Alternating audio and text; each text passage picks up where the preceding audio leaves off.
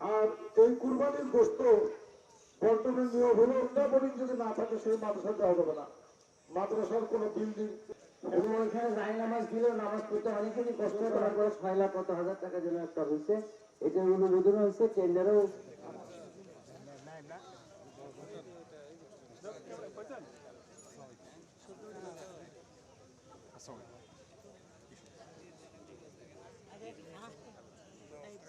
আমাদের জন্য এবং আমার ফ্যামিলির জন্য, সবার জন্য। সবাইকে ঈদুল আজহার ঈদ মোবারক জানাই।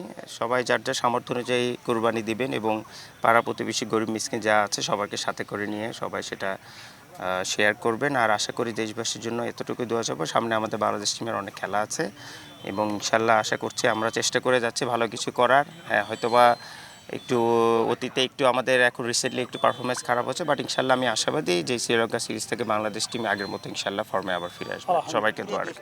এর আগে যারা ছিলেন অনেকেই তো পুরোদস্তুর ক্রিকেটারই ছিলেন, তো আসলে দায়িত্বটা কতটুকু কে কতটুকু করছে তারপরে আসলে বিচার করা যায়, কে আগে আসছে তারপর আসলে ওরকম করে বলা যায় না। বাট আশা করছি যেহেতু যেটা আপনি বললেন যে উনি প্রথম আমাদের টেস্ট সেঞ্চুরিয়ান এবং অনেক বড় মাপের একজন ক্রিকেট প্লেয়ার ছিলেন আমাদের সময়কার, আমরা ছোটোবেলা থেকে তাদের খেলা দেখে বড় হয়েছে। আকরাম ভাই বলেন, বুলবুল ভাই বলেন, ওনারা যারা সবাই অনেকেরই। তো আশা করব যে উনি দেশের জন্য এবং বাংলাদেশ ক্রিকেটের জন্য স্পেশালি অনেক ভালো কিছু করবেন, যেটা কিনা পরবর্তীতে বাংলাদেশ ক্রিকেট উপকৃত হবে। সবসময় একটা গর্বের এবং সবচেয়ে একটা সম্মানের আমি মনে করি। দাদা নাতি এবং ছেলে মেয়ে সহকারে ঈদ করার মতন এরকম আনন্দ আল্লাহ বারবার ফিরে দেখ, সবাইকে ফিরে দেখ।